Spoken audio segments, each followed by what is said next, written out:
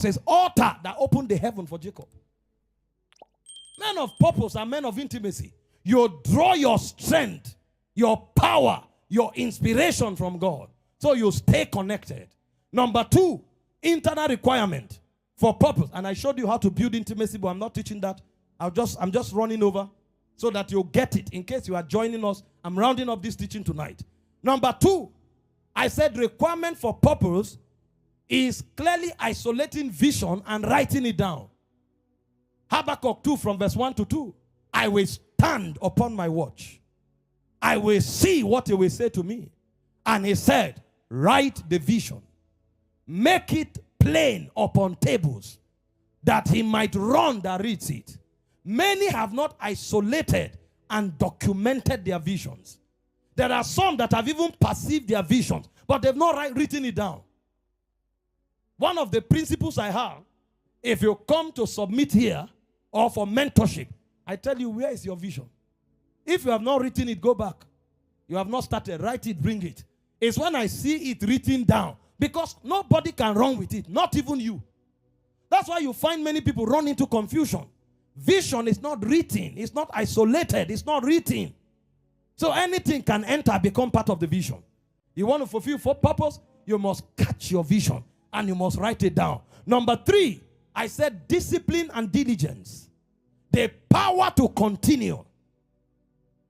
No purpose can be fulfilled if there is no discipline and diligence. There are many people who are often momentarily inspired. So when you check them, they are up and down. They went for a revival conference. 1 month, they are on fire. Check them, 2nd month, everything is gone. They meet a man of God, praise for them, they are on fire. They go for a leadership seminar, they are inspired. And everything has short lifespan in the long spectrum of time. You can't fulfill purpose like that. If it's purpose you are thinking, you have to build discipline and diligence. Our fathers taught us, in consistency lies the power. You can never fulfill purpose without discipline, without diligence. The Bible said in Proverbs 22:29, it said, seest thou a man who is diligent in his business? It said, they will stand before kings and not before men. If you study 1 Corinthians 9:27, Paul talking about discipline now. He said, I beat my body. The guy says he's going to take over the world. He saw a vision that he was sitting among the richest men on earth. He has not read any book on business. He doesn't have any mentor in business. He knows nothing about leadership. He knows nothing about financial management. But he's talking by faith that he's going to be one of the leaders in the economic sector. Oh, God called him to be a prophet, an apostle. No discipline in prayer. No discipline in study of the word. No discipline in service. No ethic, no character. Yet, he has visions and he has faith. He is declaring it. When you now develop, when your hair becomes gray, you will know that you are foolish. I beat my body. Anybody who will fulfill purpose is a master of beating his body. You think we just come here and we are talking? Do you know how many years of studies? You know how many years of fasting? Do you know how many years of mentorship? When I was serving, I was like a madman. I find any book of Miles Monroe, even on the street, I empty my pocket and buy it.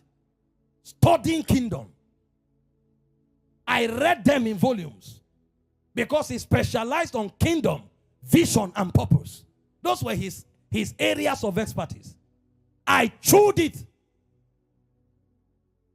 And then I sat on Kenneth Hagin, sat on E.W. Keyon, sat on Andrew Womack, sat on Bishop David Oyedepo, sat on Pastor Chris Oyakhilome. I knew the things that defined the flair of my purpose. Ask those who are here with me. Those days, the gift we give them is when you show up, do you have a laptop? Bring it. We will give you 500 messages, 500, sometimes 1,000, depending on your capacity. Go and read it. Go and listen. We had menus per day. I used to listen to 8 hours, for 8 hours those days. And that's not all. When I saw that I'm not going to do this thing in hiding, I was going to stand in the public, from books of Dali Carnegie to messages, to public speakers like Barack Obama, people like Martin Luther, Winston Churchill. Sometimes you get clip of 50 seconds and you listen to it. We were reciting their speeches so that you can stand. Why do you think we are not reading books and saying God loves you? The brain had been developed. It took discipline, sir. You see us standing. Talk. Do you know how many places I've preached in the last 20 days?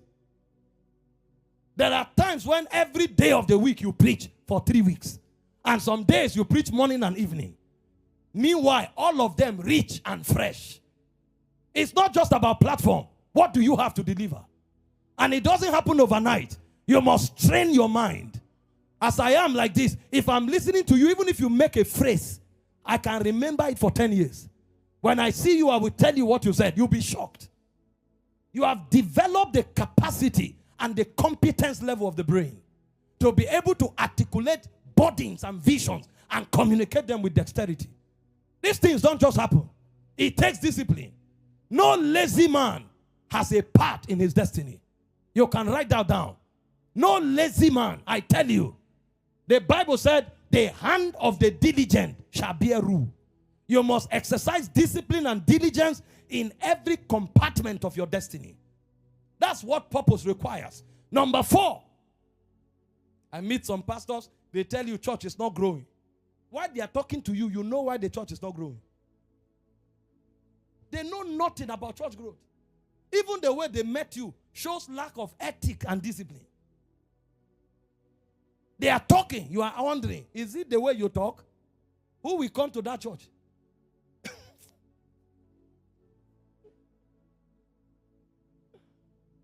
Build discipline. That's why some of you, for 5 years, God puts you under difficult and pressured paths to chisel laxity, to chisel procrastination, and all of those weaknesses out of your life. This generation, attention span has even reduced to less than 5 minutes. You hardly see people who can sit on one thing for 1 hour. Hardly. So it's even worse now.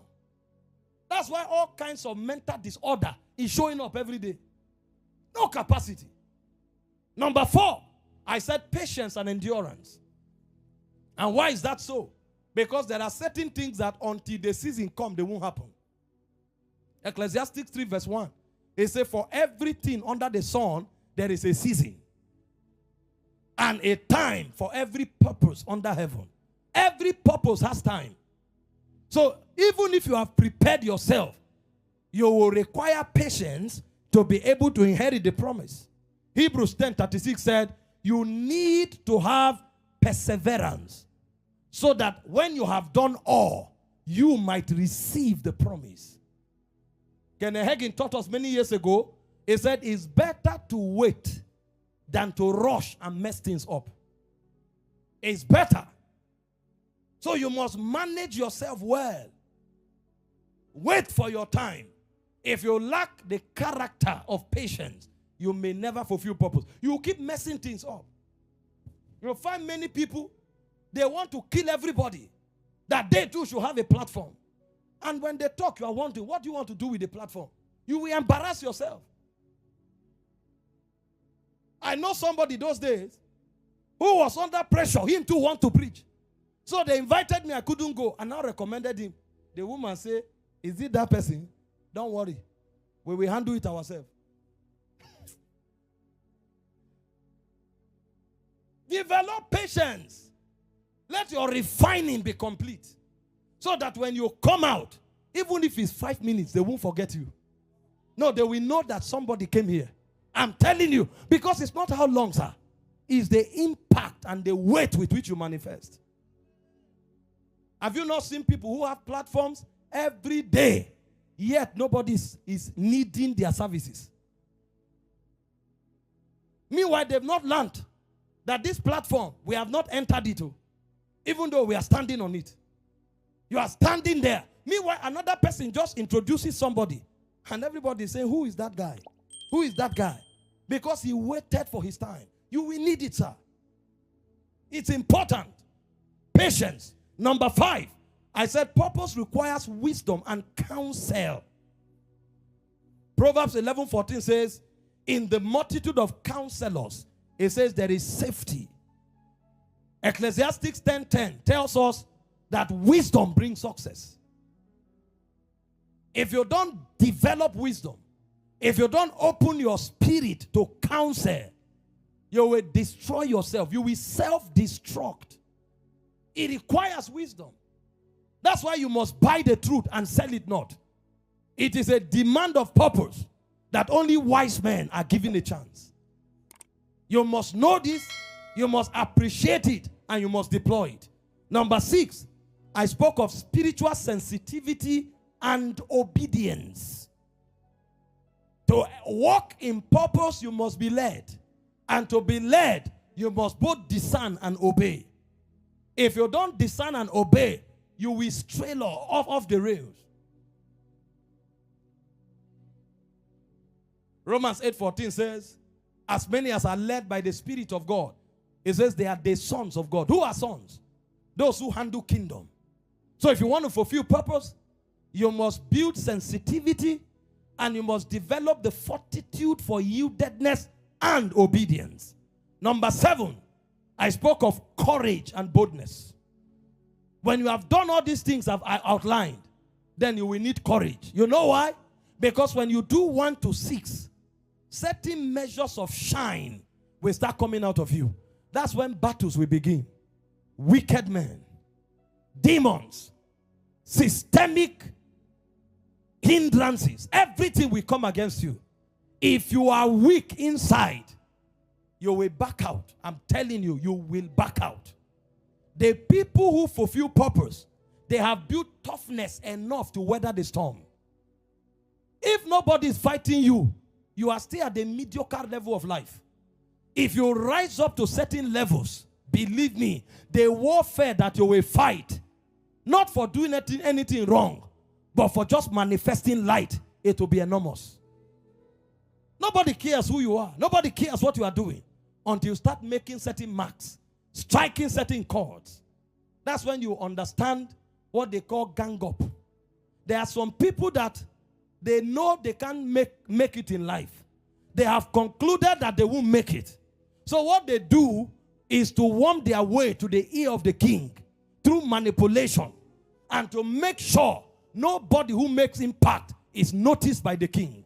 So the moment your light begins to shine and you get the attention of the king, what they do is that they build a cabal and their focus is to destroy you.